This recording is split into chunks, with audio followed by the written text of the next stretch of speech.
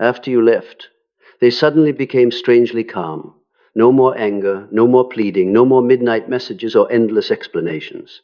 They're silent now, smiling, posting pictures of themselves out and about, sharing philosophical quotes about letting go, growth, and peace after the storm.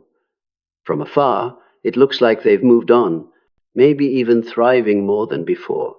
Meanwhile, you're still struggling in the emptiness, haunted by 1,000 unanswered questions.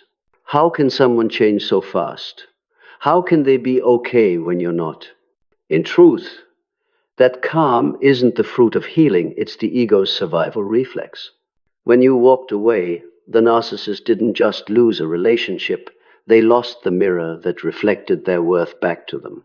In their inner world, you weren't just a lover, you were their proof of existence. Without that mirror, they no longer know who they are. It feels like falling into a void, where there are no applauses, no admiring eyes, no reactions to measure their power. And because they can't bear that emptiness, they construct a calm version of themselves, not to heal, but to survive. Carl Jung once wrote, "People will do anything, no matter how absurd, to avoid facing their own soul." That's exactly what the narcissist is doing.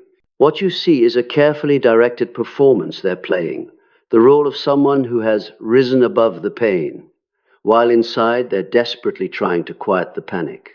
Their peace doesn't come from stillness, but from emotional numbness. It isn't light, it's a thin layer of ice covering an unhealed abyss. You, on the other hand, are the one going through the real chaos, the emotions, the memories, the void. Yet within that chaos, something is being born. Consciousness. You begin to see their mechanisms, to understand what once confused you. You stop asking, why did they change so fast? And start realizing they never truly changed. Because for them, calm is just another performance, a new disguise for an ego terrified of losing control. This is the paradox Jung spoke of in the process of individuation. The journey back to the self always begins with disintegration. While they do everything to avoid that collapse, you're walking straight through it. They cling to their mask.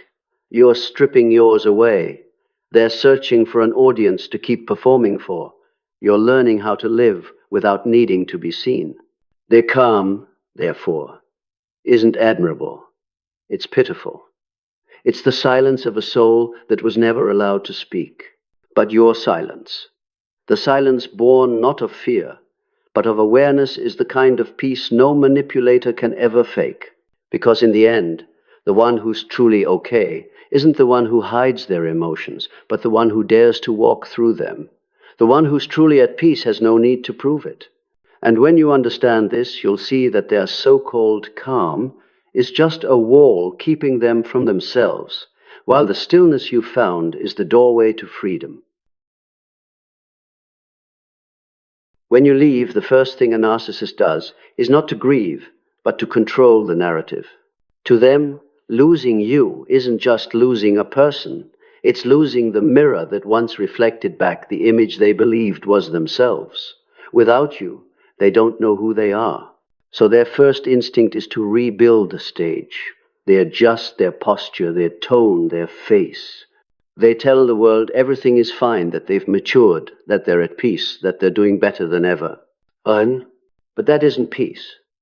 It's a public relations campaign for the ego, a calculated attempt to convince both the world and themselves that they haven't collapsed.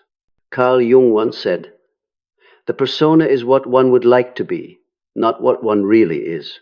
For the narcissist, the persona, the social mask, is not just a layer. It's the entirety of who they are. When that mask cracks, they don't see a true face underneath, only a void. And to avoid confronting that void, they'll do anything to keep the mask intact. You may see them appearing calm, even enlightened, speaking softly, posting quotes about peace and forgiveness.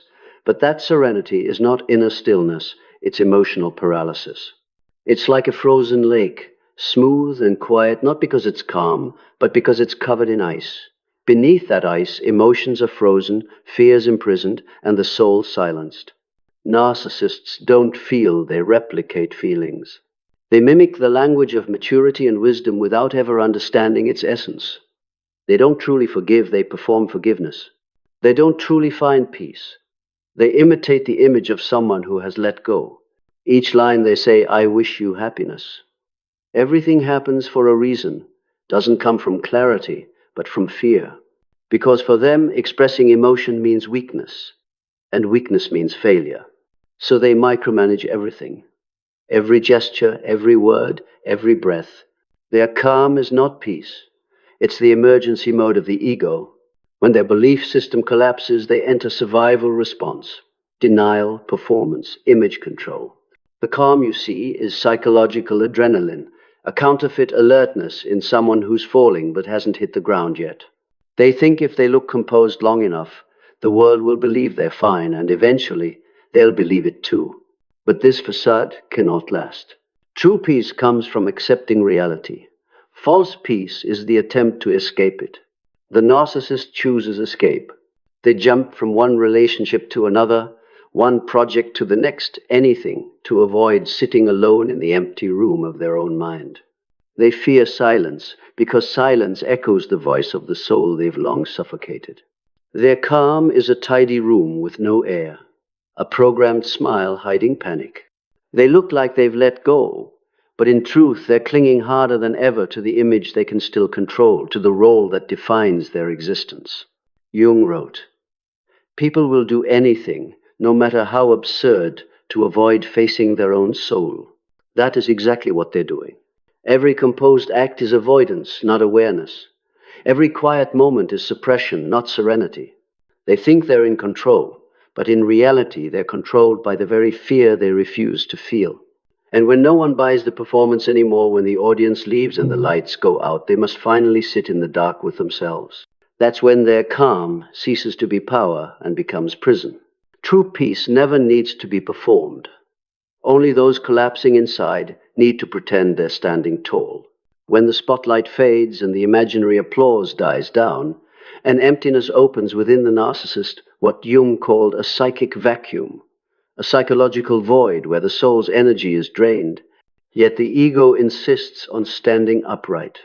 Without your gaze, without reflection to define them, they're left alone in a silence they can't comprehend.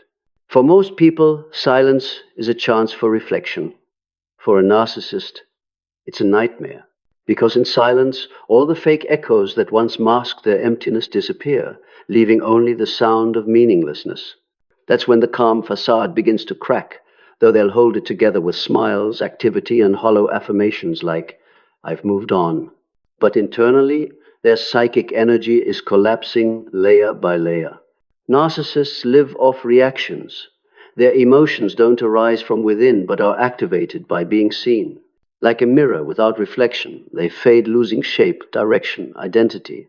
They try to fill the void with anything: work, social media, sex, new relationships, luxury distractions. But nothing replaces the energy that once came from you, the energy that was alive, emotional, truthful. Now they're left with the walls of their own silence. Unable to endure it, they start creating motion, any motion to escape it. Some seek new supply. Others curate their online personal brand of peace, wisdom, and success.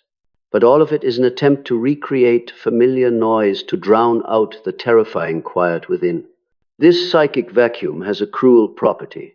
It drains not only emotion, but meaning.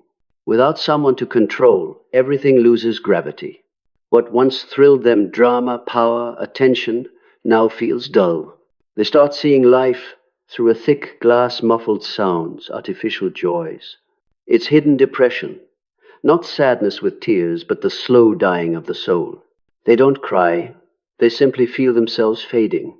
To escape that numbness, they think of you, not because they miss you, but because they miss feeling alive when you were there. You were their battery, the socket they plugged into for significance.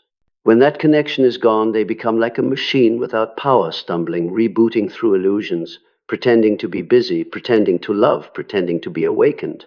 But the more they pretend, the more exhausted they become. Every act to maintain the image drains them further, because it's detached from truth. Jung wrote, "Whatever is not brought to consciousness comes to us as fate." The darkness they deny begins to act on its own, driving them into contradictions, impulsivity, self-sabotage. Their unconscious pulls them toward the reality they've refused to face. Yet facing it is what they fear most. Beneath the mask of calm lies an abyss, shame. Deeper than fear or anger, shame is the emotion they have no language for. Shame for their weakness, shame for needing you more than they admitted. Shame for having once shown you the real, fragile self they've buried all their lives. When you left, they didn't just lose supply. They lost the evidence that they were still lovable enough to be chosen.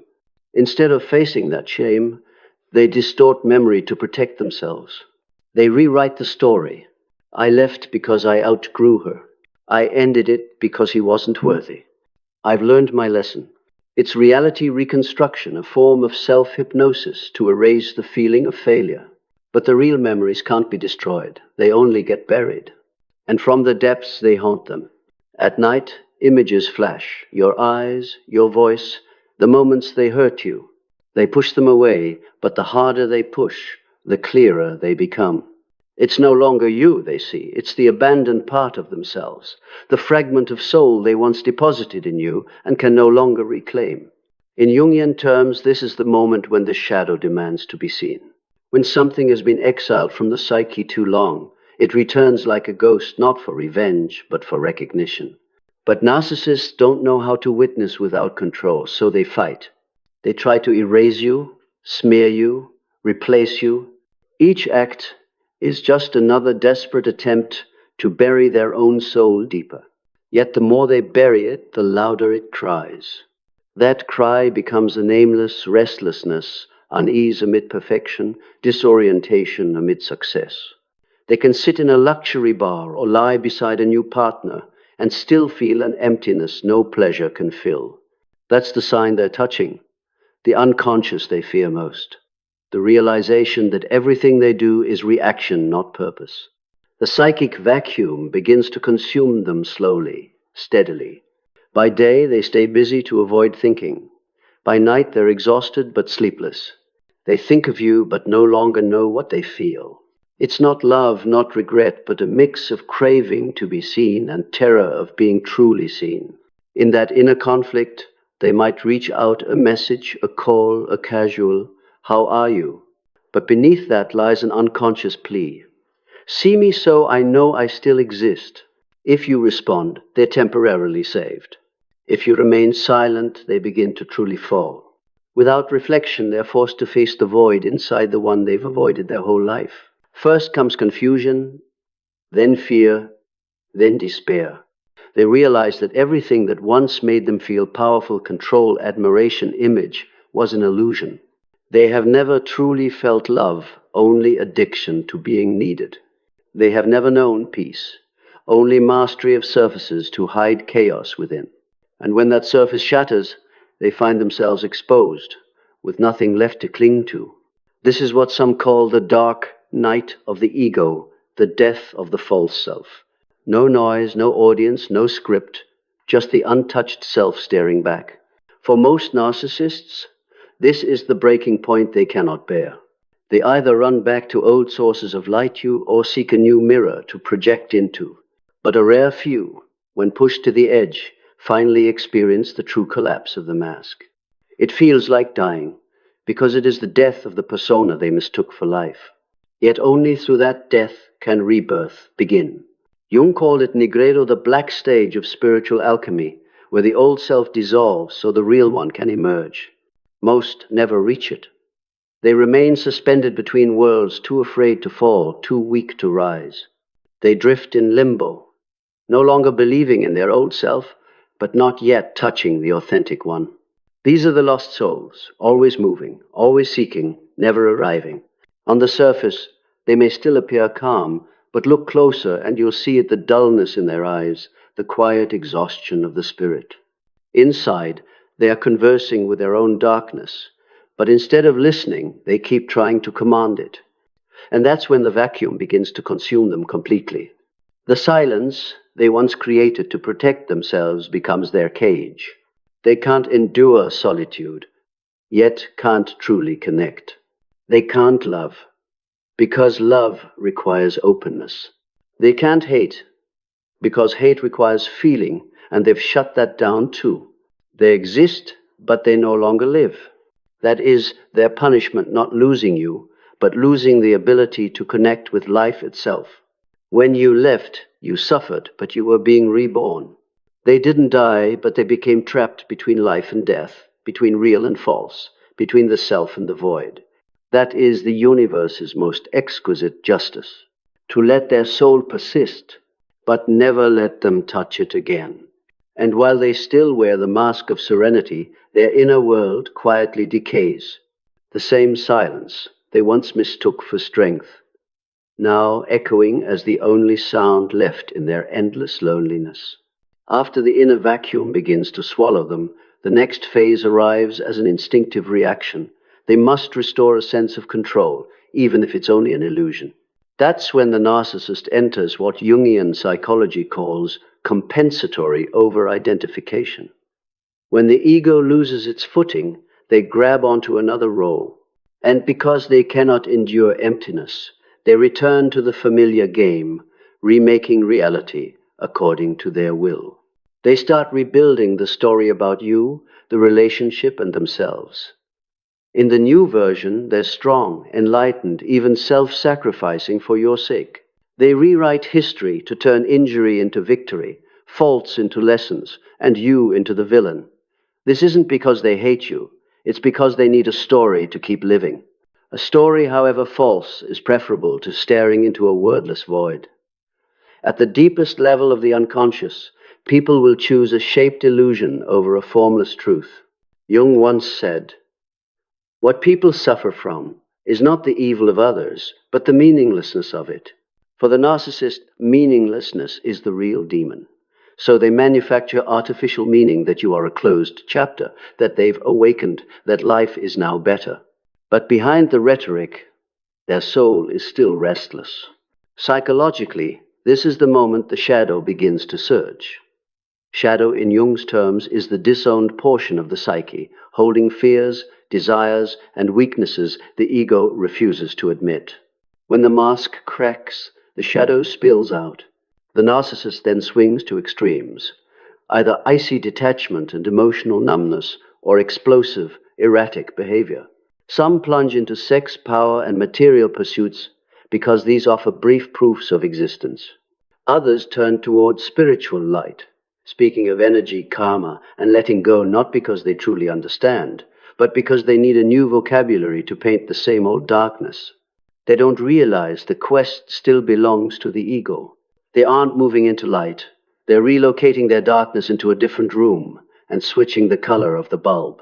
That's why their second calm often fools people into thinking they've changed. They seem deeper, humbler, even capable of apology. But it's only philosophical makeup on the same old fear, the terror of being truly seen. When the ego wears spiritual clothes, it becomes harder to recognize. Now they can say things that sound awakened. Everything is a lesson. We're all mirrors. I'm grateful for what happened. Yet it's the perfect camouflage for unhealed shame. They don't truly feel grateful. They're trying to downgrade the value of the experience to a safe level so they don't have to feel anything too deeply. Along the way, they meet themselves again without realizing it. Memories of you and stray emotions echo through new people, new situations, new glances. They don't know why they snap at someone without reason, why an old song makes them ache, why a scent brings tears despite having let go. In truth, the unconscious is taking them back to the point where they stopped the place that never healed. In Jung's alchemical language, this is putrefactio, the necessary decomposition, so the authentic can be revealed. But instead of allowing that process, the narcissist resists. They perfume the rot, gild the rust, and call it evolution. They say they are healing, but they are merely recreating the same loop, the loop of denial, because they have never faced the core fear, the fear of being forgotten. When you left, their greatest terror wasn't losing love, it was losing the witness to their existence. Every human needs to be seen. For them, it's an addiction. They cannot bear the absence of a gaze because attention is oxygen. In the silent space, they suffocate. So they will do anything to provoke attention through love, through hate, or through feigned serenity. Any reaction from you is a lifeline. That's why they still lurk, still spin stories, still find ways to appear indirectly. They don't need you back. They need you to react, whether with anger, pity, or longing. In their world, they exist only when someone reacts. But when you don't react, something happens they never prepared for. They begin to disappear. This is the point Jung calls ego disintegration. It doesn't arrive with a bang, but with prolonged silence. A narcissist can be sitting amid a crowd, laughing, and feel like a ghost. Life flows on, but they are no longer the center of the story. The counterfeit calm they once built as proof of strength becomes a chain. Because when you truly do not respond, they're forced to face the fact that the world continues just fine without them. That's when their ego starts to collapse, but their soul, if it still flickers, begins to stir. For most, this moment doesn't lead to enlightenment. It leads to panic. They may sink into inexplicable depressions, sleep disturbances, and self-destructive impulses. They chase strong feelings to replace you: fights, chaotic romances, risk, substances. But nothing recreates the energy they had with you, the energy of true reflection, where they were seen wholly, light and shadow alike. That's what made them unknowingly addicted to you. When you unplug from the system, they lose not only supply, they lose identity. In desperation, they try to rebuild that identity from scraps. A bit of the new person's image, lines borrowed from videos, quotes lifted from books. They stitch it together and call it the new me. But it's only a more polished mask. They still haven't touched their soul, still haven't looked into the mirror without an audience. Outwardly, they may seem successful, but inwardly they live in fear, fear that now wears the face of emptiness. If you meet them in this phase, you'll sense a strange energy, like standing near a beautiful house that's cold. They may speak softly and behave properly, but there's no warmth. They're a mannequin programmed to appear awakened. Unable to access genuine feeling, they resort to simulation. Everything human: passion, regret, yearning gets replaced by the logic of image. They appear serene, but it's the serenity of death. Their quiet doesn't come from meditation, but from depletion. And the difference is subtle but ruthless. The truly peaceful have depth, the depleted have only surface. In this state, encountering you changed, genuinely at peace, hits like a fatal blow. They recognize the contrast. You found real peace. They've maintained only its imitation. True light melts the illusion. They feel threatened, not because of anything you do, but because you are living proof that their chosen path is false. They don't resent you for leaving, they resent you for forcing them to face themselves. From here, they have two choices: to fall or to pretend. Most choose pretense. They return to the stage and perform a new script. We're both fine. I'm happy, she's happy. I don't care anymore. But at the deepest level, they know it's temporary. Once they've seen the void, nothing can make them forget it. It will haunt them in sleep, in rare, quiet moments, in a new partner's gaze. They'll try to cover it, but your silence, the thing they once saw as an insult, becomes the echo they cannot escape. Each time they hear your name or stumble on a reminder, the void opens a little wider. Until one day the counterfeit calm loses its power, and they are forced to face themselves not with a stage, not with philosophy, but with raw solitude when no one is watching. This is the third phase of dissolution. No mask, no reflection, only a naked soul standing amid its own ashes. For Jung, this is the beginning of true consciousness, the discovery that peace comes not from control but from surrender. But for the narcissist, surrender equals the death of the ego, and that is what they have never been willing to endure. When the ego enters its phase of dissolution, the narcissist's mind steps into an invisible territory where everything they once believed in no longer holds its shape. This is the stage Carl Jung called nigredo, the dark night of the soul, where the old light no longer shines and the rawest truth begins to emerge. In their world, this happens quietly. No outer drama, no tears, no complaints. They feel only a profound silence, as if all the noise in their head has been vacuumed out. There is no one left to blame, no one to mirror them, no one to prove they are still worthy. All that remains is themselves, and that is what they fear most. Because when no one else is within the frame, they are forced to look at the character they have avoided their entire life, the true self. At this moment, the narcissist begins to realize that everything they have done, seducing, manipulating, devaluing, discarding, was never about dominating others, but about escaping themselves. They never controlled anyone. They were only trying to control an inner fear. Fear of not being loved, fear of being forgotten, fear of meaninglessness, fear of facing a life without a stage. But when all the supporting actors they once used have left, the script collapses. And in the silence, echoes from the past return, voices, glances, kind words they once mocked. All of it now becomes witness to what they destroyed.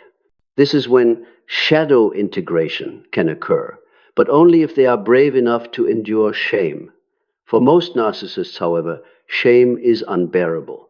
In Jungian psychology, shame is not merely guilt, it is the realization that the ego is not the center of the universe. So they will do anything to avoid it.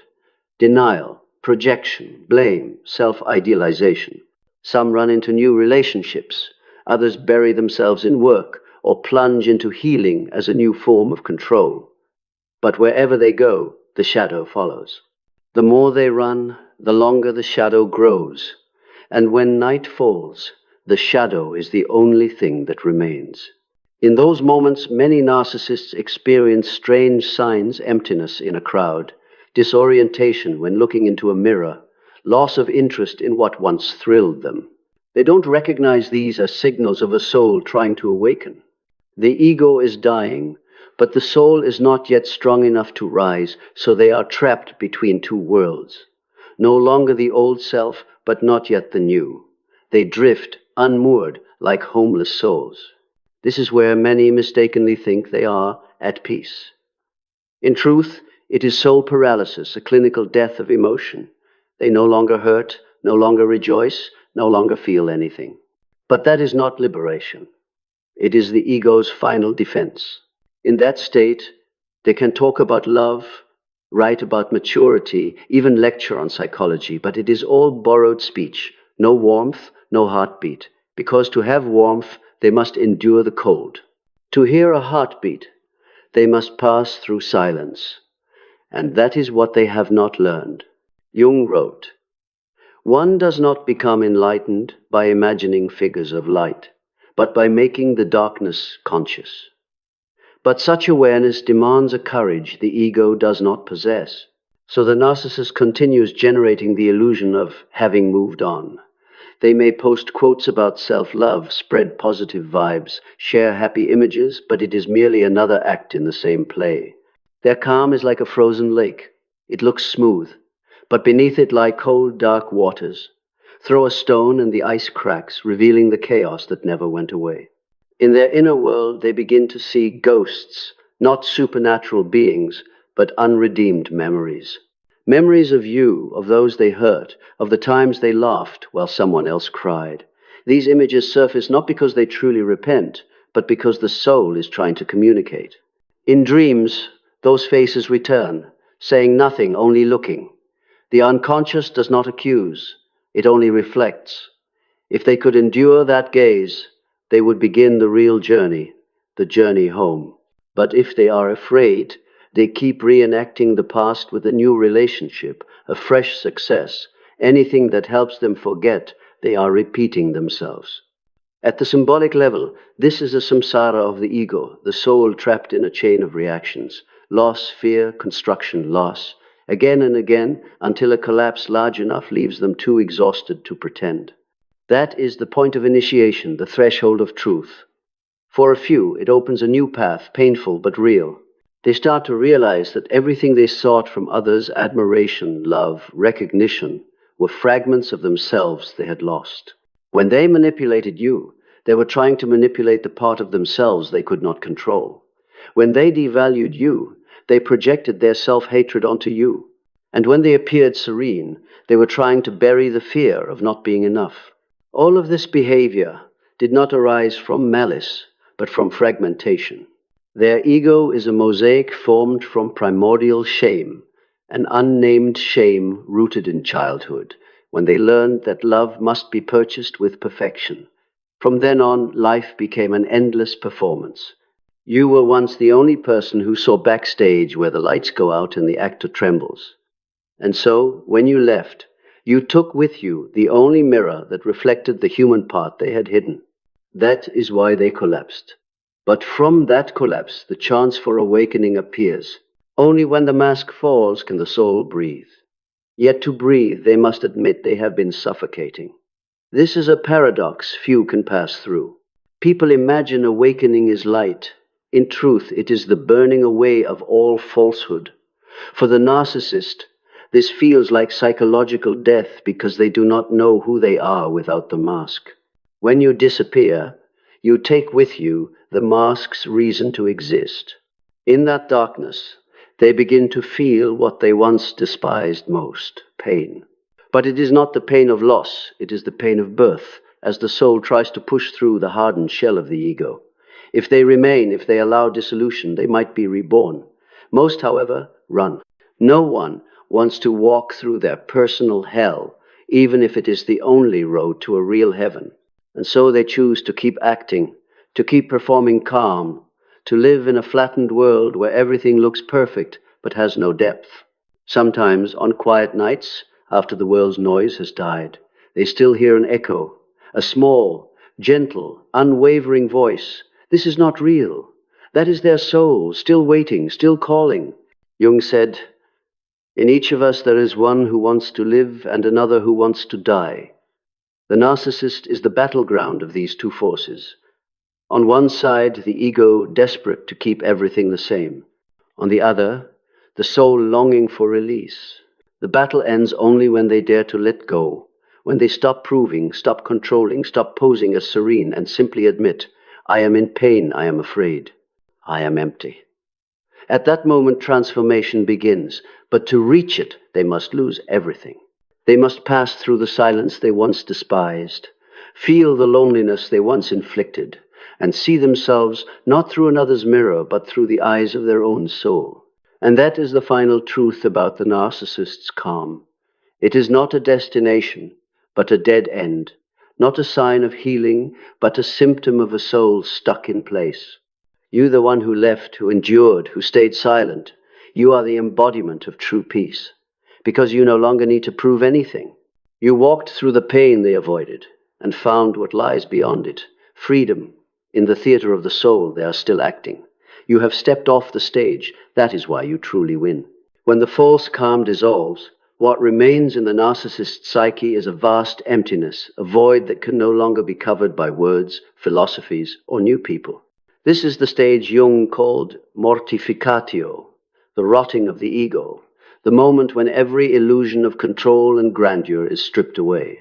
With nowhere left to hide, they are drawn into the deepest region of the mind, where buried memories and disowned parts rise like ghosts demanding to be seen. At this level, every image of I, the strong one, the clever one, the beloved one, becomes meaningless. What's left is a naked soul, without titles and without roles. For a narcissist, this is terrifying, because they have spent a lifetime avoiding it. When everyone has gone and no gaze remains to reflect them, they realize the calm they once flaunted is merely the hush of a graveyard. Not peace after a storm, but the silence of spiritual death. They look around and find themselves in the center of a room filled with echoes. The lines they used to manipulate, promises they never kept, counterfeit embraces. Everything returns not to punish, but to demand truth. Yet they are not ready. To tell the truth, they must face the part of themselves they killed long ago. Here, the soul neither shouts nor condemns. It asks only one question. Do you remember me? That question terrifies them. To remember is to feel. And feeling for someone who shut down emotion to survive is beyond endurance. They choose resistance. But the more they resist, the more the darkness consumes. Their mind oscillates between two poles, wanting to run and wanting to be saved. One half wants to return to the old world, predictable and safe, where they can keep playing "I'm fine."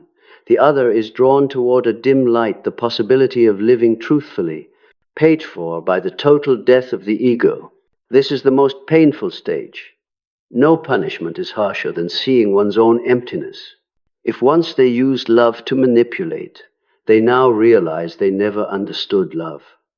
If once they faked empathy, they now discover they don't know how to feel.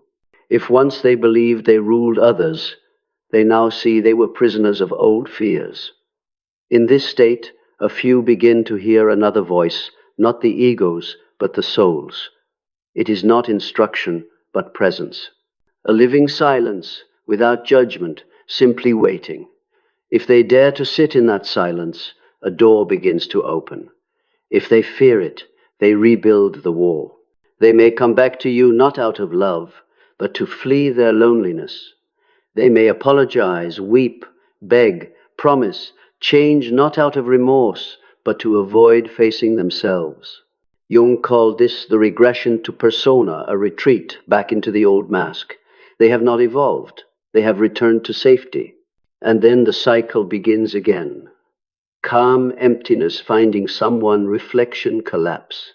This loop can last a lifetime unless an event deep enough forces them to see what they have always feared, their own meaninglessness. When that happens, they undergo what Jung called psychic death, not physical death, but the total collapse of the ego. In that moment, they are no longer a narcissist. They are simply a soul trembling amid its own ashes. If they remain, if they accept they have nothing left to lose, they can be reborn. Most cannot endure it. They try to reattach the old fragments, to reassemble the shattered mirror, even if the image is warped. They put the calm back on, this time deeper, subtler, like someone who has learned to mimic enlightenment. They can say things that sound true, but do not carry the energy of truth. Truth cannot be imitated. It must be lived. And that is what they have never done. Meanwhile, you, the former mirror, are living the rest of the story from the opposite direction. You have walked through pain, panic, and long nights without answers. Now you begin to touch quiet. Not quiet because things return to how they were, but because you no longer wish to go back. You have learned the language they never understood. Silence. Not the silence of fear, but the silence of wisdom. You have learned to stand still before chaos, without being swept away, to look into darkness without needing to judge, and that makes you dangerous in their eyes, because you no longer react. All the power they once held evaporates the moment you refuse to be emotionally steered. Your true calm becomes a mirror opposed to their false calm. One is a containing silence, the other an empty one. One is acceptance, the other denial. One is a living soul, the other a dying ego. That is why they cannot forget you. You are not just a memory. You are the symbol of a road they have not dared to walk. You prove there is another way to exist without manipulation, pretense, or stage. Every time they try to seem fine, the image of you reappears in their mind, reminding them that truth needs no cosmetics, and that is what keeps them restless. For deep down they know, true calm is not the absence of feeling, but the absence of fear of feeling. They can pretend to control. You have actually mastered yourself. They can speak of freedom. You are the one unbound. In spiritual structure, this is a complete reversal. The one who thought they won has lost. The one who thought they lost has won. The narcissist believed your leaving would bring them peace, yet your departure sowed the seeds of chaos. You thought losing them was ruin, but that loss became the beginning of rebirth. While they keep searching for another mirror to prove they exist, you have become your own mirror. While they cling to the illusion of calm, you have become true stillness where there is no need to win, to be understood, or to be reflected by anyone. This is what Jung called individuation, a state of integration where the soul is no longer split between light and shadow. From that vantage, you can look back without resentment, but with clarity. You understand they are not evil. They are simply not yet ready to see themselves. Their calm is not a sin, but armor for survival. Yet that armor has become a prison. They stand inside it, viewing the world through cold iron, believing they are safe, while outside you are walking through open fields of freedom. In the end, the narcissist's calm is only a curtain covering a soul that has not awakened. The empath's silence, by contrast, is the call of life. One is the stillness of fear, the other the stillness of understanding. One is an ending, the other a beginning. And that is the truth behind their supposed calm after you leave. They are not at peace, they are disintegrating. They have not moved on, they are avoiding. They have not let go, they have been left behind. Yet even in that disintegration, a sliver of hope remains. The soul still waits, even when they are not ready to see. It waits for the day they find the courage to face a mirror that no longer reflects, and to say to themselves, as you once said in silence, "I am enough." When they do, there will be no you, no role, no ego, only pure presence. Only then does real calm begin. There is a moment in that collapse that most narcissists never speak of, because it cannot be shared, cannot be performed, cannot be posted online. It is when silence stops being a strategy and becomes a wall. When every attempt at self-hypnosis, through images, philosophy, or a new person dissolves like smoke, and they realize there is no one left beside them to reflect their existence. In that moment, the so-called calm turns into immobility, and they begin to feel what they fear most, true awareness. At this deeper layer, the soul starts asking questions they never dared to hear. If I am not admired, who am I? If no one sees me, do I still exist? If I cannot control anyone, what meaning do I have? Each question is a blade cutting into the ego, but also the first light shining down into the locked basement of the unconscious. This is the stage Jung called illumination through suffering. Not the light of knowledge, but the light of raw experience. No more counterfeit confidence, no more defensive logic, only an exhausted soul realizing that behind every performance stands a child who was never loved. When the armor breaks, that child rises. It does not speak in words, but in sensations, loneliness, shame, guilt, a yearning to be held. Yet because they have lived so long in the safety zone of control, they don't know how to embrace that child. They treat it like a stranger, frightened by their own fragility. Some run, others try to mold themselves again into the awakened role. But for a few, this is the beginning of true healing. When they allow the pain to rise without covering it, allow the tears to fall without performing, they enter reconciliation, a truce between soul and ego. For the first time, they don't need anyone to prove they are worthy. They begin to understand what they once mocked in you, the power of silence. Not silence as a show of superiority, but silence as acceptance that there is nothing left to prove. The I that once had to be loud to feel real is learning to listen. On an energetic level, the flow reverses. Instead of siphoning energy from others, they begin to turn back toward the inner source. But this doesn't happen once. It happens through thousands of rises and falls, between hope and despair, awareness and forgetting. Some days they think they've got it, and the next day they fall into the old role again. Yet with every fall, an old crack lets in another sliver of light. Gradually they realize peace is not the feeling of being okay, but the capacity to sit amid what is not okay without losing themselves. And there, true equanimity, the thing they once pretended to possess, begins to form. No longer a shell, but a foundation. No longer a reaction, but an essence. Only then do they understand why your silence once shattered them, because that silence was a true mirror, reflecting not illusions but essence. It neither condemns nor covers. It forces them to see themselves without a stage. And that is what triggered the entire collapse, not because you did anything, but because you were real presence in a world of make-believe.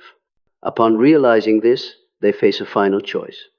Return to the world of roles, or step onto the path of becoming a real human being. If they choose to go back, they will look for another you, another reflector, to replay the old story with a new script. But no matter how they try to recreate it, Once they have tasted truth, illusion can no longer fully convince them. They will smile and say the old lines, but deep down, they know they are lying. And that simple knowing, however small, begins to dismantle their entire system of control.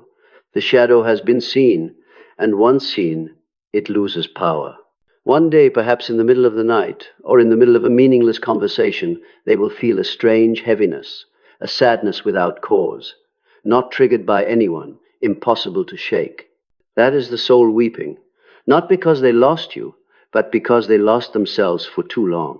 When they let that sadness pass through, without resistance, without blame, without performance, then, for the first time in their life, they truly feel alive. Real life always begins with tears, not smiles. And that is what the ego can never understand. In that moment, true calm appears not the counterfeit of control, but the acceptance that nothing can be controlled. They begin to live more slowly, not from fear of losing, but from knowing nothing ever truly belongs to them. They begin to see others not as tools for reflection, but as fellow souls. And then, even for a brief instant, they grasp what you understood long ago. Love is not possession, it is presence. Real love does not require a mirror, because it shines by itself. When they realize this, the war ends. No victims, no culprits, only two souls who played a drama to learn the same lesson about the nature of love and the ego. But this happens only for the few, those brave enough to stop running. Most return to the loop because their soul is not yet strong enough to endure truth. Even so, the seed has been planted. With each repetition, the falseness will grow clearer until they can no longer bear their own performance. Then they will remember your silence not as a wound, but as a compass. They will understand that real calm never needs to be proven, and real love never needs to be justified. At the deepest level, this is what the universe choreographed between you and them. You came to reflect. They came to fall. Both of you came to see yourselves. In Jung's language, this is conjunctio, the union of the soul after shadow and light have been reconciled. And when that happens, calm is no longer an illusion or a goal. It becomes the natural state of being, where you need no one to understand you, no one to prove you, no one to reflect you, because you are the mirror. It is where every battle between love and power ends, where you no longer want to win, only to be present. And if any narcissist is brave enough to travel this far, they will see that the truth behind post-breakup calm is not that they are fine, but that they are being invited into a rebirth. And you, the one they once belittled for feeling, were the guide all along. Because in a world obsessed with control, the one who dares to be silent is the one who has learned to trust life. And life, when trusted, always knows the way home. When all the layers of acting have fallen away, when their fake calm has exposed its emptiness, and when you have gone far enough not to look back in resentment, something miraculous happens. You no longer want to win. You want to understand. Because now you see that everything that happened, love, hurt, departure, was not random. It is the oldest ritual of the soul, separation and reunion. When an empath meets a narcissist, it isn't just a relationship. It is the collision of two poles of the same essence. One is light without boundaries, the other shadow that has not learned to love. Both are finding their way home. You thought they came to destroy you, but they came to awaken you. They pulled you out of the illusion that love means saving, that peace means pleasing, that your worth depends on being seen. Only when they withdrew did you learn to see yourself without a mirror. Jung said, "The meeting of two personalities is like the contact of two chemical substances. If there is any reaction, both are transformed." And that is what happened. You changed, and they changed, but in different directions. You moved into awareness, they moved into resistance. You opened, they closed, but both were forced to face what they once feared to see. This is the sacred law of the universe. No light is born without shaking the darkness, and no soul awakens without making the ego tremble. What you call their fake calm is actually the first stage of destruction. Only what is about to collapse needs to look so strong. And what you thought was your collapse is the first stage of resurrection. When you suffer, you are living truthfully. When you are silent, you are reconnecting with essence. When you refuse to play their game, you are not weak. You are refusing to invest energy in what is not real. Here you begin to understand sovereignty, the spiritual autonomy Jung called individuation, the state in which the soul no longer needs to be reflected because it has become the very light it once sought. The true empath is not born to rescue others, but to shine. And when that light is awakened, it not only dissolves the narcissist's illusion, it also reflects back into you, illuminating your own shadows, fear of abandonment, craving for validation, the need to be good, to be loved. When you accept that all of this is also you, without denial or excuses, you reconcile with your shadow. And that is when their power dissolves. Because someone who no longer fears their own darkness cannot be manipulated by darkness. In this stillness you grasp a deeper truth. The narcissist is not truly against you. They are projecting an inner war. They battle the part of themselves they buried, and you inadvertently became the mirror for that battle. When you withdraw, they do not lose you. They lose the chance to see themselves through you. And that is what terrifies them. While they wrestle with ego dissolution, you descend into what Eastern philosophy calls no self. You stop caring about right and wrong, victory and defeat. You see everything as part of the cosmic dance light and shadow taking turns to make awareness. You do not need revenge, because no one can harm a soul that knows who it is. You do not need to prove, because your existence is proof enough. And you do not need to go back, because the upward path never loops. In that quiet, your heart expands like the universe, compassionate, without attachment, understanding, without interference. You can see them, even love them, but you no longer want to save them, because saving would steal the only chance they have to meet themselves. Your calm now does not come from being unhurt, but from not fearing hurt. You have walked through fire and learned that fire does not destroy, it purifies. You no longer fear the dark, because light cannot exist without it. Thus you become the embodiment of what Jung called self-realization, the union of soul and ego, where there is no split between the individual and the whole. You are no longer the empath who is hurt, but the one who sees. And that seeing is what rattles the narcissist even from afar. They may not know why, but on the level of energy they sense that the one who was once a mirror has become a source. In them rises a strange feeling, fear mixed with attraction, a desire to flee mixed with a desire to return. But you know the meeting of your souls has fulfilled its role. They may keep performing. You choose to live. They may speak. You choose silence. They may feign serenity. You are truly at peace. In this silence, you become what their ego cannot endure, living proof of a peace that cannot be faked. In mythic terms, this is the phase of rebirth, life after spiritual death. When the soul is rinsed by pain and sheds all illusions, it becomes transparent. You no longer need others to understand you, because you understand yourself. You no longer need love from outside, because you have become love. You no longer need someone's gaze to feel alive, because you have become the gaze. Reaching this state, you see that meeting the narcissist was not a tragedy, but the opening of consciousness. They were the darkness that revealed your light. They were the trial that made you grow. They were the flame that burned away illusion so your soul could stand radiant. If there's anything to thank, it is this. They taught you the value of truth, the truth that no one can make you lose yourself unless you agree. That real love is not weakness, but the highest state of awareness. And that only when you stop seeking peace from others do you become peace. With this realization, you need no closure. You need no apology. You need no understanding from them. You simply walk on, light as the breeze. Because now you are no longer their reaction, you are the reflection of reality itself. And on this path, calm is no longer a state, but an essence. You no longer need to practice being calm, for you are stillness. You do not need to seek light, for you are light. You do not need to flee the dark, for you see it is only where the light has not yet reached. This is true, Completion. No noise, no victory, no witnesses needed. Completion unfolds in silence, where you and the universe are no longer two. And in that moment, what Jung once said resounds like a final affirmation. Until you make the unconscious conscious, it will direct your life, and you will call it fate. You have done that.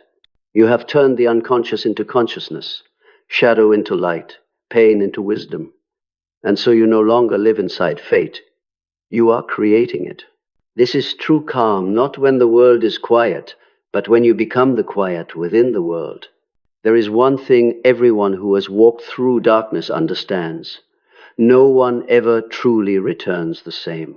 Once you've seen the truth behind the narcissist's calm, once you've lived through the thunder-laced stillness of silence, once you've learned the language of the soul instead of the ego, you no longer belong to the old world. You begin moving within another layer of awareness where everything is no longer measured by reactions, but by frequency. The outer world still runs as before. People still play roles, still chase images, still try to be seen. But you are different. You no longer want to be seen, you want to be real. You don't need others to validate you, because you have validated yourself. You don't need love to prove your worth, because you have become love, not romantic love, but love as the primal energy of existence. That love does not pick its object, does not demand a response. It simply shines like the sun, like life, like breath. And in that shining, you understand the true purpose of the relationship the universe once sent you. It did not come to make you suffer, but to make you remember. Remember that you once strayed into the illusion, that you had to shrink yourself to be loved. Remember that you once lulled yourself to sleep with the roles of being good. Remember that you once confused pity with love, endurance with compassion. Remember that you once mistook their calm for victory, when in fact it was a veil over humanity's deepest fear, fear of the self. Looking back, you see that every time you tried to save them, you were only trying to save the unseen part within yourself. Every time you forgave them too quickly, it was because you hadn't yet dared to face your rightful anger. Every time you stepped aside, it was because you feared losing a love that never truly existed. But when you have completed that cycle, something miraculous happens. Your heart no longer closes from fear, it opens from understanding. You understand that forgiveness is not overlooking, it is release. Release of the energy you once used to cling to an old story. Release of memory from the function of a wound. Release of even them from the role of villain in your journey. Not because they deserve it, but because you deserve freedom. Freedom from having to explain, from having to prove, from having to wait for the day justice arrives. The truth is, justice has already come, not as punishment, but as awakening. When the light of awareness shines into their darkness, they cannot hide forever. What they call calm begins to crack, because falseness cannot live long under true light. They may keep smiling, keep posting philosophical quotes, keep wearing the costume of serenity, but their soul knows. And that knowing is not quiet. It begins to tap at the walls like the distant echo of what was buried. Truth always finds its way back, not to punish, but to remind us that no one can escape themselves. Some choose to return to the old road, but others, rare and quiet, begin to melt. They realize they cannot live on image forever, that true calm cannot be staged, only become. And when that happens, they begin to understand you, not with the mind, but with pain, because pain is the soul's only common language. They will understand that what made them fear you was not that you were stronger, but that you were truer. You weren't trying to appear as anything you simply were. And simply being is what the ego fears most. In that stillness, your role changes. You are no longer the victim, nor the awakened one who wants to prove. You become a witness to the great mechanism. Light shining into darkness, darkness reflecting light, both learning. You don't need to pull anyone along, don't need to teach anyone to understand. You only need to live as evidence. For the soul does not learn through theory, the soul learns through frequency. When someone touches your energy, an energy that has passed through fire without burning, passed through darkness without fear, they naturally begin to remember something within themselves. You don't have to say a word. Your presence is already the message. This is the alchemy of being Jung spoke of when your very existence becomes a catalyst for others' awakening. And the world needs such souls. Not loud, not preaching, not judging, simply standing still amid chaos like pillars of light, so those who are ready can find their way home. You become what Jung calls the self, the point where all opposites unite, where there is no split between healer and wounded. You no longer seek light. You are light in action, in speech, in how you hold the world. Every breath, every glance, every time you choose silence over reaction, each is a form of peace spreading outward. And the beautiful thing is, true peace never needs to announce itself. It only needs to exist. It radiates naturally, like the fragrance of a flower, like the moonlight on water, like wind through a forest. You don't try to make anyone understand, you simply live, and that living is the deepest teaching. At this level, you begin to see that the narcissist is not an enemy, but the unfinished part of the collective human. They are the magnifying mirror for what humanity is stuck in. Fear of being forgotten, addiction to recognition, confusion between image and essence. And you, by freeing yourself from them without hatred, have done something far larger. You have helped all of humanity take one step in the evolution of consciousness. Because every time a soul awakens, the entire energetic field of humanity rises. This is why Jung said, the salvation of the world lies in the salvation of the individual. When you heal, you do it not only for yourself, but for countless people not yet strong enough to do it. Thus, what you went through is not merely a breakup story, but a mystical journey. A crossing from ego to soul, from reaction to awareness, from fear to creation. You pass through every level of inner hell to find heaven within yourself. And from here, you no longer fear the dark, because you understand that darkness is light at rest. You no longer fear loneliness, because loneliness is when the soul speaks with source. You no longer fear loss, because nothing is truly lost in a universe where everything is returning home. You have returned, not to where you were, but to the very center of your being, where there is no one to defeat, nothing to prove, no one to forgive, only pure, whole, peaceful presence. After you've passed through all the layers of pain, stillness, and illumination, something quiet happens that few notice. You no longer need to call yourself empath, healer, or survivor. The labels that once helped you define yourself are now too small for your soul, because the true nature of awakening is not becoming something else, but letting go of all that is not you. Looking back, you realize the entire journey with the narcissist was a vast mirror showing you that you were never weak. You had merely forgotten how strong you are. Pain didn't come to destroy, but to fling open the doors of awareness. Love didn't come to fill you, but to strip away every illusion that you were ever lacking. And calm, the thing they once flaunted, now appears as the flat image of someone who has not yet learned to live truthfully. Meanwhile, you no longer seek peace because you have become peace. You don't need to flee chaos because you've learned to stand still within it. And you understand that life was never designed to be easy, but to mature the soul. At this level, your understanding becomes quiet. No more advice, no more need to explain, no more intent to prove your enlightenment.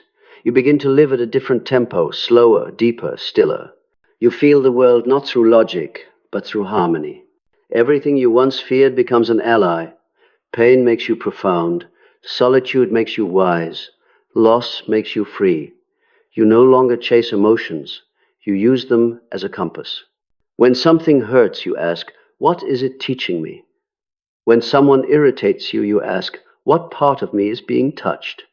And when you see someone like your former self, circling in the loop of love hurt, forgive hurt again, you do not judge them.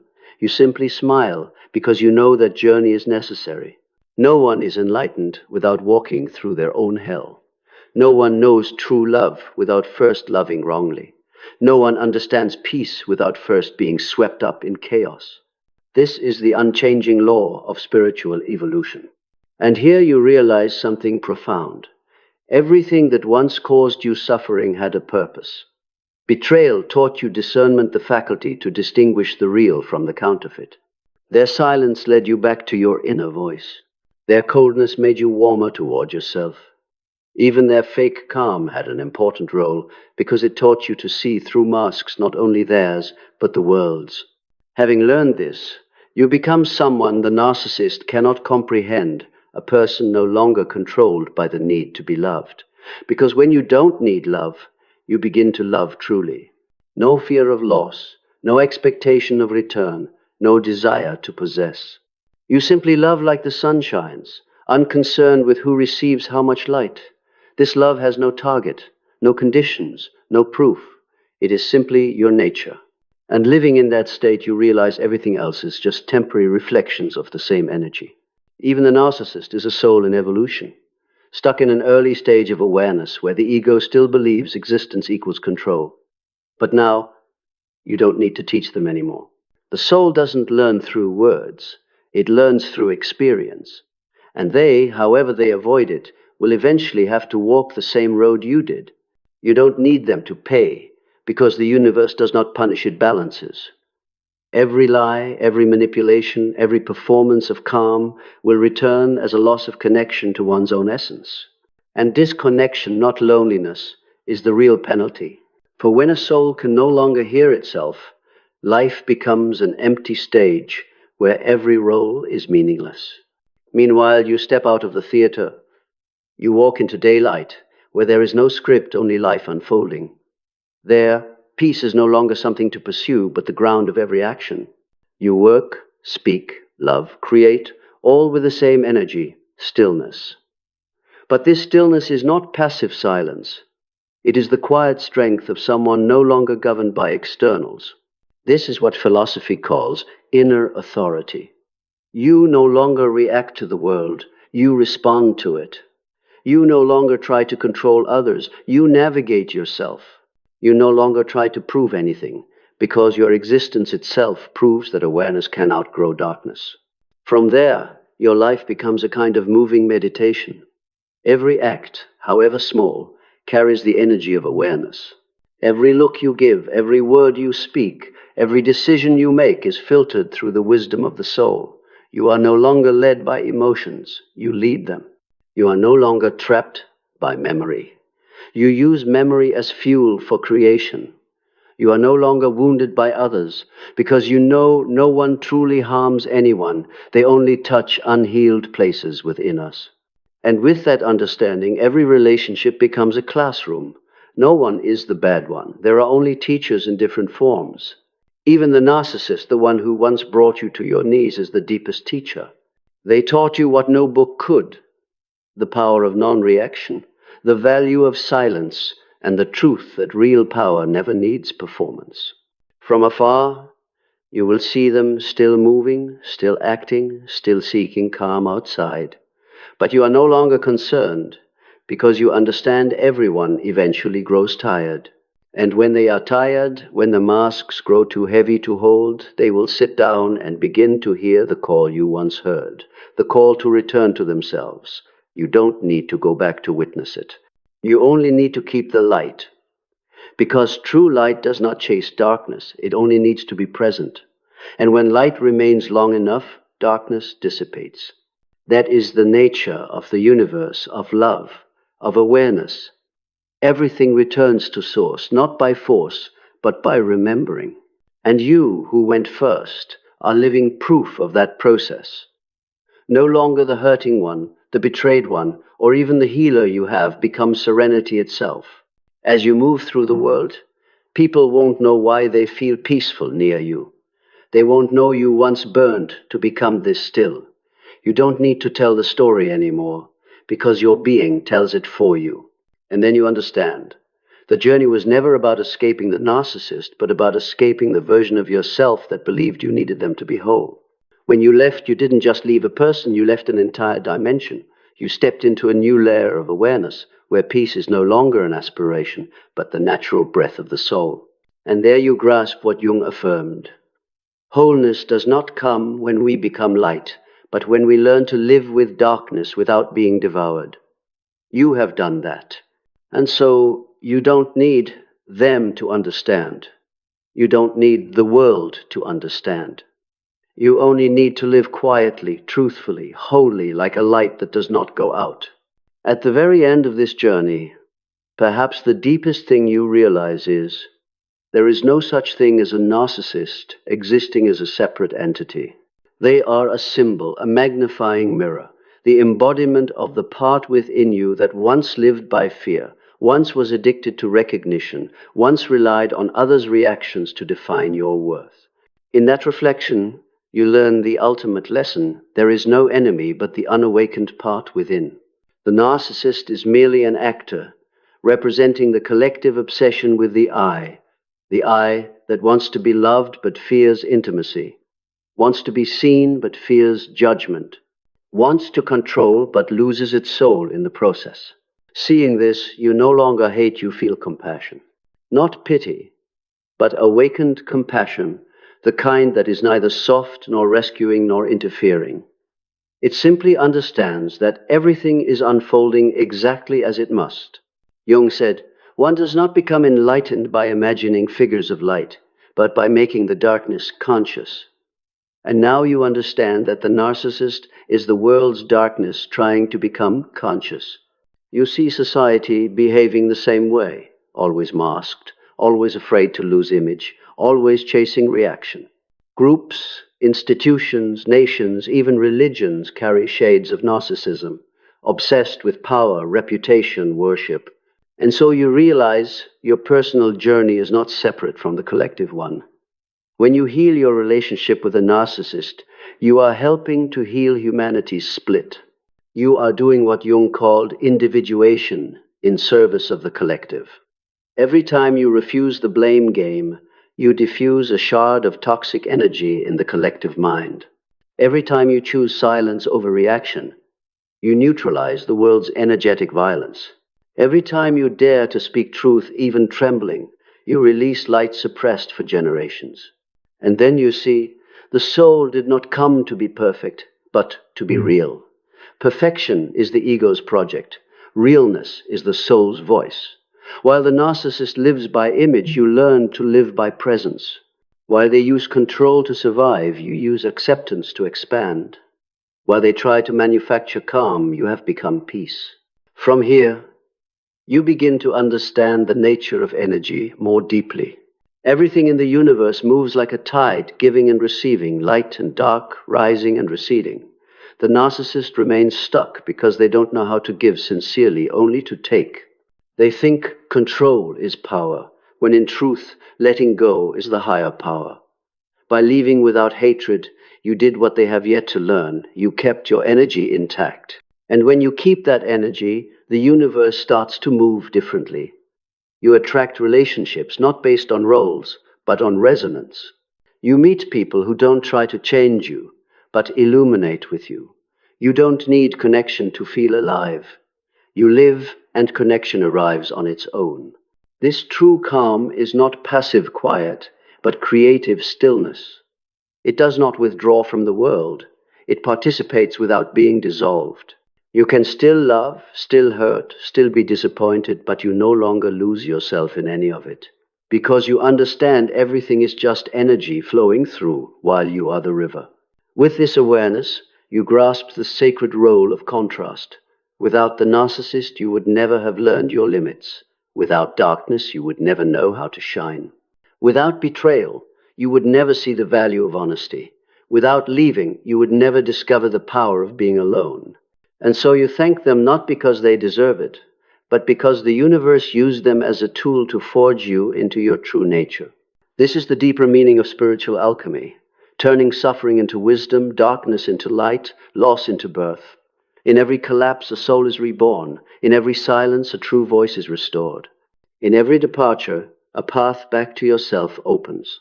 You start to see this cycle everywhere, in nature, in people, in the cosmos. The moon waxes and wanes, trees green and shed and bud again. The sea rises and falls. Everything is rhythm. And so you understand that your journey with the narcissist, was also a rhythm, a contraction to expand. You contracted to remember who you are. You were suffocated to learn how to breathe. You were hurt to learn how to love truly. Pain, from a higher view, is the soul's supreme teacher. It is the compression of metal before it becomes gold. And now, you are gold.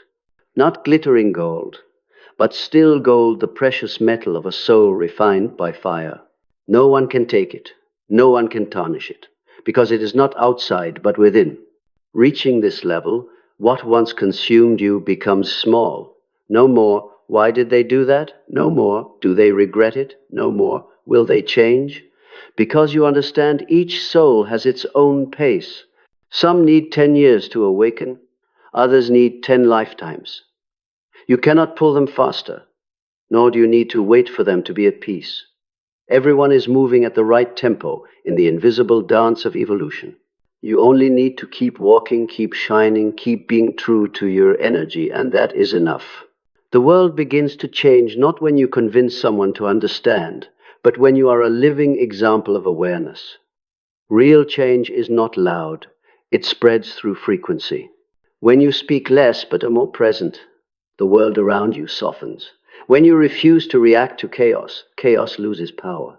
When you love without demanding, people around you learn to love that way. And then true calm, the thing the narcissist only knows how to perform, becomes your natural state. Not because you force yourself to be calm, but because you have understood the structure of reality. Nothing needs to be controlled, because everything is already guided by the intelligence of the soul. The final truth is this: the universe did not send a narcissist to punish you, but to activate you. They are a tool of awakening, a mirror for the unhealed parts of you, a flame to remind you that you are light. When their role is complete, they fade into the background, and you, the awakened soul, step forward as a tranquil one, carrying an inner flame not to burn anyone, but to illuminate the path for other souls still wandering in the dark. Because in the end, this journey was never just about you. It is consciousness expanding through you, learning to love itself through countless human forms. And when you understand that, you no longer see life as a series of tests, but as a series of opportunities to remember your divine nature. Calm, then, is no longer a goal. It is the natural essence of a soul that knows it is light. You don't need to perform, don't need to prove, don't need to save anyone. You only need to live. And in that living, everything is redeemed. At this point, the journey is no longer the story of one person leaving and one person staying. It is the journey of consciousness returning to its own source. When you step out of the old loop, what you see is no longer them, but the operating essence of life itself, where every soul is performing in order to remember unity. Every small detail, every encounter, every loss, they are all expressions of a larger composition, the symphony between light and shadow. At the deepest level, you begin to recognize a paradox. Everything the narcissist once did to you, control, mirroring, manipulation, is what humanity has been doing to its own soul. Humanity has become collectively narcissistic, worshipping image, intoxicated with power, building systems to dominate and divide, forgetting that the purpose of existence is not victory, but union. When you transcend a narcissist, you are in truth transcending the domination psychology of the whole human race within yourself. You are doing what Carl Jung calls the integration of the whole, where the ego is not destroyed but restored to its rightful place as servant of the soul, not its master. Because the ego is not the villain, it is a frightened child that does not understand love cannot be controlled. When you see this, everything within you softens. No more battle between good and evil, victim and perpetrator, awakened and unawakened. You see only movement, a perpetual spiral of energy, trying to return to its original balance. In that spiral, every soul has a role: the awakener, the one being awakened, the runner, the seeker. And then you understand that no one is truly a narcissist or an empath forever. These are temporary roles in the play of evolution. One day, when collective consciousness has evolved far enough, those roles will no longer be needed. No more controllers, no more controlled, only souls who have remembered they share one heartbeat. But to reach that place, someone must go first, and that is your role, not ahead in the sense of being higher, but deeper, the one who dares to endure, to face, to see through illusion without hating it. The one who understands that true light never fights darkness. It simply shines so darkness can see it too, is light that has not yet remembered itself. In that moment, you become what Jung calls a self-realized being, a human who has crossed the boundary between observer and observed. You no longer see life as a chain of events, but as a living mirror where everything reflects your inner state. When you are at peace, the world is at peace. When you are afraid, the world reflects that fear. When you love, the universe expands. True power does not lie in changing others, but in tuning your own frequency. When you change, the world must change. No need to fight, argue, or prove. Energy always travels faster than reasoning. And when you live in that state, your calm becomes something no one can break, because it does not come from control, but from understanding. You understand that everything is part of a larger order, even chaos. When you no longer fear chaos, you become its center. That is true power. The power of one who knows nothing can touch their essence. The world still turns, people still collide, stories still repeat, but you see it all as a dance. Every soul you meet brings a mirror, lover, enemy, friend, stranger.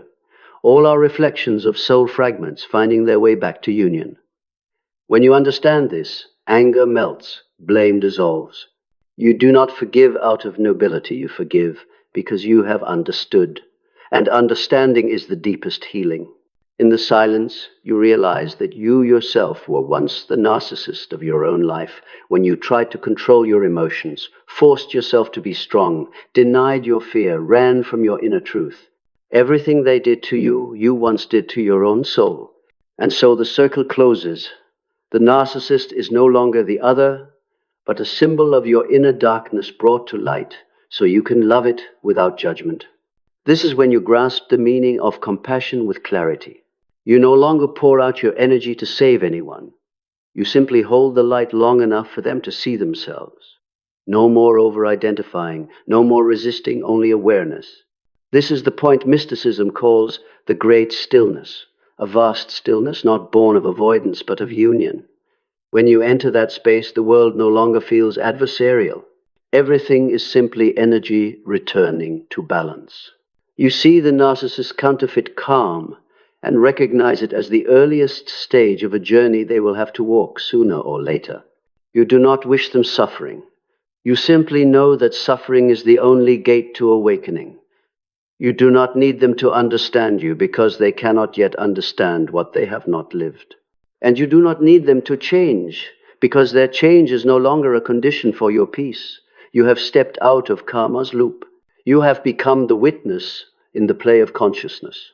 Yet even in that awakening, you do not abandon life.